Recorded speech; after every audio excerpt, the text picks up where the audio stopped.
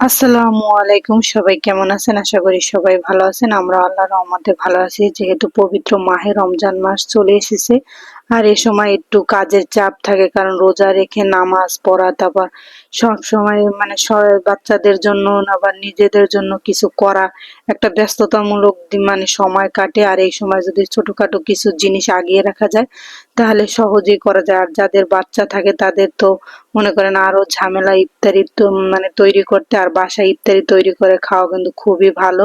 বাইরের থেকে না কিনে খাওয়া, কিন্তু তারপর আমরা বাইরে থেকে মাঝে মাঝে কিনে খাই, কিছু করার থাকে না। যখন না বানাতে মন না চায় তখন কিনেই খাওয়া হয় বেশিরভাগ। আর এখানে আমি মানে বুট সিদ্ধ করে রেখে দিয়েছি একদম 10 দিনেরটা। যেহেতু 10 দিন আমি একদম রিল্যাক্সে, মানে কোনো কিছু ঝামেলা লাগবে না, এই জন্য আমি বুটটাকে সিদ্ধ করে এখন এটাকে ছোট ছোট পলি ভরে ডিপ ফ্রিজে রেখে দেবো, যাতে 10 দিন পর্যন্ত সিদ্ধ করার যে একটা ঝামেলা করা এটা যে না লাগে, এই জন্য বুটটা সিদ্ধ করে রেখে দিয়েছি। বুটটা গতকাল একদম ভিজিয়ে রেখে দিয়েছিলাম, সকালে উঠে এটাকে সিদ্ধ করে তারপর পলি ভরে এখন রেখে দেবো। এটা কিন্তু আমি ঠান্ডা করে তারপর ডিপ ফ্রিজে রেখে দেবো। আর এই তো দুপুর বেলা একটু রান্না বান্নাও করে নিতে হবে। আর আজকে আমার বড় ছেলে যেহেতু রোজা রাখছে, ওর আবদারে আজকে রান্না করা হবে গরুর মাংস।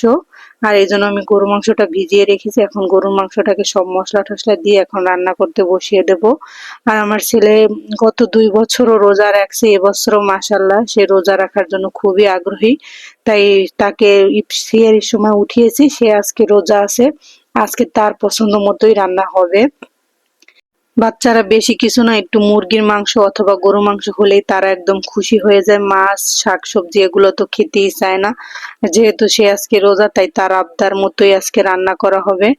আর এখানে আমি সব মশলা দিয়ে এখন মশলাটাকে কিছুক্ষণ কষিয়ে নেব। কষানো হয়ে গেলে গরুর মাংস আর আলুটাকেও আমি মশলার সাথে একেবারে কিছুক্ষণ কষিয়ে নেব। একটু পানি দিয়ে দেবো হালকা, যাতে মশলাটা এবং গরু মাংসটা একসাথে ভালোভাবে একদম মিশে যায়। তারপরে এই তো আমি এখন একটু পানি দিয়ে এটাকে ঢাকনা দিয়ে কষিয়াতে বসিয়ে দিলাম। মাংসটা কষানো হয়ে গেলে এখন আমি দিয়ে দেবো গরম পানি। আর এটা এখন জাল দিতে বসিয়ে দিলাম। আর এই তো এটা প্রায় ঘন্টা খানেকের মতো জাল দিয়ে তারপর যখন মাংসটা একদম সিদ্ধ হয়ে আসবে তখন এখানে আমি দিয়ে দেবো ভাজা জিরার গুঁড়া, দিয়ে একদম উঠিয়ে রেখে দেবো। আর আজকে যেহেতু মানে প্রথম রোজার দিন, তাই সবকিছু মানে একটু আগে থাকতেই সবকিছু গুছিয়ে তারপর মানে রেডি করে নিতে হবে। আর বাচ্চাদের ঘর যেহেতু, আবার নামাজ পড়া এটা সেটা সব ইফতারি রেডি করা, সেটার জন্য সময় নিতে হবে। তাই আজকে সবকিছু আগে ভাগেই রান্না করে একদম রেখে দেব। আর এটা দুপুর বেলা রান্না করে আমি মাংস, তারপর আজকে চিংড়ি শুটকি শিরা করব লাউ শাক দিয়ে। চিংড়ি শুটকিটা আমি ভিজিয়ে রেখেছি, এটাকে ধুয়ে এখন আমি বেটে নেব। আর লাউ শাকটা আমি কালকেই একদম বেছে পরিষ্কার করে যেটা ফ্রিজে রেখে দিয়েছি, আজকে শুধু নামিয়ে ধুয়ে নেব। আর চিংড়ি শুটকিটা আমার বাটা হয়ে গেছে, এখন আমি এটাকে উঠিয়ে নেব। আর এখন একটু ভর্তা বা শুটকি এসব কিছু দিয়ে যদি সিয়ারের সময় খাওয়া হয় তাহলে কিন্তু পেট ভরে ভাত খাওয়া যায়। আর একটু দুধ জাল দিয়ে নিয়েছি। একা হাতে সবকিছু করা তো, তাই একে একে সবকিছু মানে একেবারে গুছিয়ে নিচ্ছি, যাতে মানে ঝামেলা না হয় সন্ধ্যার সময়। তাই একদম রান্না বান্না যত কিছু আছে সবকিছু একেবারে গুছিয়ে তারপর করব। আর এই জন্য রান্না বান্নাটা একটু তাড়াতাড়ি বসিয়ে দিলাম। আর চিংড়ি শুটকিটা এখন আমি এর পেঁয়াজের সাথে হালকা একটু তেলে ভেজে নেব, যাতে এটার যে একটা হালকা যে ঘ্রাণ আসে সেটা না আসে। এই জন্য আমি একটু হালকা ভেজে তারপর এখানে হলুদের গুঁড়া, মরিচের গুঁড়া, পরিমাণ মতো লবণ দিয়ে আবারও ভালোভাবে শুটকিটাকে একটু কষিয়ে নিতে হবে। কষিয়ে নিলে শুটকির যে একটা সুন্দর ঘ্রাণ সেটা কিন্তু পাওয়া যাবে। আর এই তো কষানো হয়ে গেছে, এখন আমি লাউ শাকগুলো একে একে দিয়ে তারপর ঢাকনা দিয়ে ঢেকে রেখে দেবো এটা সিদ্ধ হওয়ার জন্য। যখন এরকম একদম লাউ শাকটা সিদ্ধ হয়ে আসবে তখন দিয়ে দেবো উপরে দিয়ে শুকনা মরিচের ফাঁকি, এটা দিয়ে একটু উঠিয়ে নিলেই একদম রেডি হয়ে যাবে চিংড়ি শুটকি দিয়ে লাউ শাকের শিরা। খেতে কিন্তু দারুণ মজা। আর আজকে আমি আরো একটা টিপস শেয়ার করবো আপনাদের সাথে, যেটা মানে খুবই কাজে লাগে আমাদের। যেমন পেঁয়াজু, বেগুনি, আলুর চপ, এরা মানে আমরা মাঝে মাঝে তো খেয়ে থাকি। এটা যদি বানাতে চাই তাহলে এরকম যদি ভেষনের মিক্স যদি রেডি করে রাখা হয় তাহলে ইনস্ট্যান্ট আপনি নামিয়ে একটু পানি দিয়ে গুলিয়ে নিলেই হবে, বা পেঁয়াজুর ভিতরে 1 চামচ বা 2 চামচ দিয়ে দিলেই হবে। এখানে আমি 4 কাপ ভেষনের সাথে 2 কাপ চালের গুঁড়ো, 1 কাপ ময়দা দিয়ে দিলাম হলুদের গুঁড়া, মরিচের গুঁড়া, পরিমাণ মতো লবণ, আর দিয়ে দিলাম বেকিং পাউডার। 1 চামচ বেকিং পাউডার দিয়ে দিয়েছি। এখন এটাকে একদম ভালোভাবে মিশিয়ে নিতে হবে। আর বেসনটা আমি একদম ছাঁকনি দিয়ে আগেই একদম ছেঁকে নিয়ে মানে পুরোপুরি একদম করে নিয়েছি। এর জন্য এটার ভিতরে কোনো দানা দানা নেই। আর সবশেষে এখানে আমি ভাজা জিরার গুঁড়া আর ধনিয়ার গুঁড়া দিয়ে দিলাম। এটা অপশনাল, আপনার যার কাছে পছন্দ তারা দিতে পারেন, না চাইলে দেওয়ার কোনো দরকার নেই। আর এরকম যদি মানে একটা ই যে বেসনের মিক্স আমাদের তৈরি করে মানে রেখে দিতে পারেন, তাহলে কিন্তু সন্ধ্যার সময় ঝটপট ইফতারি গুলো তাড়াতাড়ি করে বানিয়ে নেওয়া যাবে। যদি হাতে অল্প সময় থাকে তাহলে কিন্তু খুবই সহজ হয় এই জিনিসটা যদি রেডি করা থাকে। আর এই তো আমি একটা ঢাকনা যুক্ত একদম বাটার পা শুকিয়ে তারপর এটার ভিতরে এখন রেখে দেব। আর যখন লাগবে তখন নামিয়ে একটু পানি দিয়ে গুলিয়ে নিলেই হবে। আর এই সাথে আমি এখন দুপুরের যে রান্না বান্না সবকিছু একদম শেষ করে বিকালের এটা ছিল আসরের নামাজের পর, এখানে আমি আলু সিদ্ধ করতে বসিয়ে দিলাম। আর সাথে এখানে আমি পেঁয়াজের জন্য ডাল ভিজিয়ে রাখছি একটু পানি দিয়ে। আর এই ডালটা কিন্তু বাজার থেকে কিনে এনেছি, একদম সুন্দর করে গুঁড়ো করা, বাটাবাটির কোনো ঝামেলা নেই। পানি দিয়ে একটু আপনি ভিজিয়ে রাখলেই হবে ঘন্টা খানিক। তারপর ডালটা যখন একদম নরম হয়ে যাবে তখন কিন্তু পেঁয়াজের জন্য রেডি হয়ে যাবে। প্রথমে একটু হালকা পাতলা করে এটাকে একদম ভিজিয়ে রাখতে হবে, কারণ ডালটা যখন ভিজবে তখন পানিটা একদম টেনে যাবে। আর এই ফাঁকে যে আমি বুটটা মানে সিদ্ধ করে সকালে রেখে দিয়েছি, সেখান থেকে কিছু বুট আমি তুলে রেখেছি, এখন আমি ভাজবো। এর জন্য পেঁয়াজ কাঁচামরিচ এটা একটু তেলে ভেজে নিয়ে তারপর বুটটা দিয়ে দিলাম। সাথে দিয়ে দেব পরিমাণ মতো লবণ, দিয়ে দেব হলুদের গুঁড়া, মরিচের গুঁড়া। এটা সবকিছু দিয়ে এবার এটাকে একটু কষিয়ে নিতে হবে। আর আলুটা যে সিদ্ধ করে রেখে দিয়েছিলাম, এখান থেকে একটা আলু আমি ভেঙে তারপর বুটের ভিতরে দিয়ে দেব। বুটের ভিতরে আলু দিয়ে মানে রান্না করলে আমার কাছে খুবই মজা লাগে খেতে।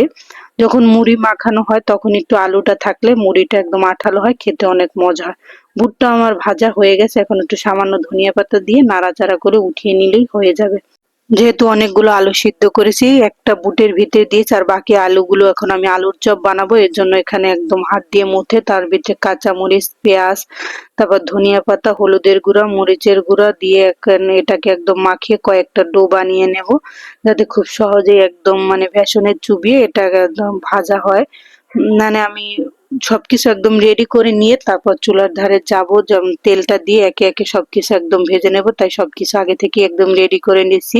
এখানে আমি আলুর চপ বানানোর জন্য ছোট ছোট কয়েকটা ডো দিয়ে তারপর এরকম একটু চ্যাপ্টা করে পেঁয়াজও যেভাবে বানাই ওভাবে করে একটু শেপ দিয়ে তারপর এক সাইডে রেখে দেব।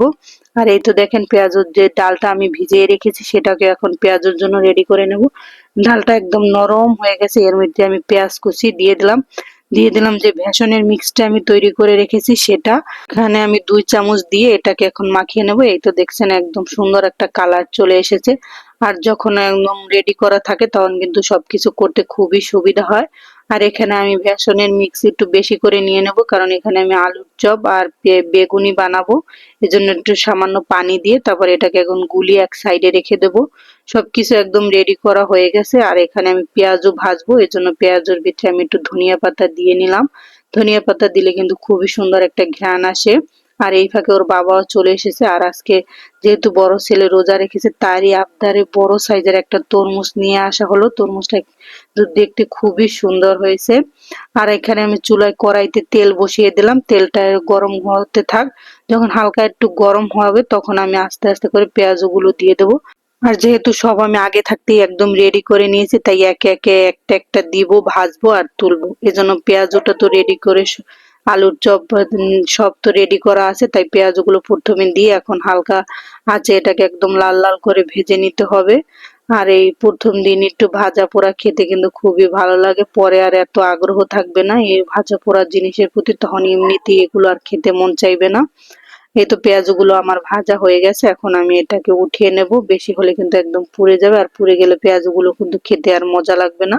যখন লাল লাল ব্রাউন কালার হয়ে যাবে তখন পেঁয়াজগুলো তুলে নিলেই হয়ে যাবে। এই তো আমার পেঁয়াজও ভাজা শেষ।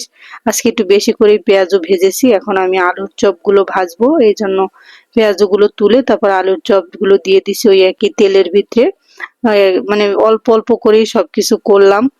আর পেঁয়াজটা একটু বেশি করলাম, কারণ ডালটা আজকে বেশি ভিজানো হয়েছে। আর প্রথম দিন পেঁয়াজটা এমনিতেই খাওয়া হয়ে যাবে, পেঁয়াজটা সবারই খুব পছন্দ। আর এই তো আলুর চপ গুলো একদম ভাজা হয়ে গেছে, এগুলো এখন উল্টে পাল্টে ভেজে তারপর তুলে নেব। ভাজা শেষ, এখন আমি আলুর চপগুলো উঠিয়ে নিলাম আর এই তেলের ভিতরে আমি বেগুনিগুলো ভেজে নেব।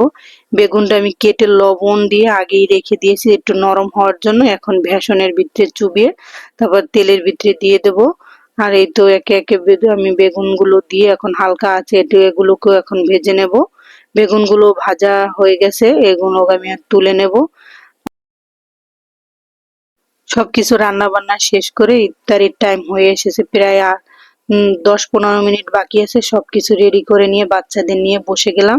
সবাই ভালো থাকবেন, সুস্থ থাকবেন, আল্লাহ হাফেজ।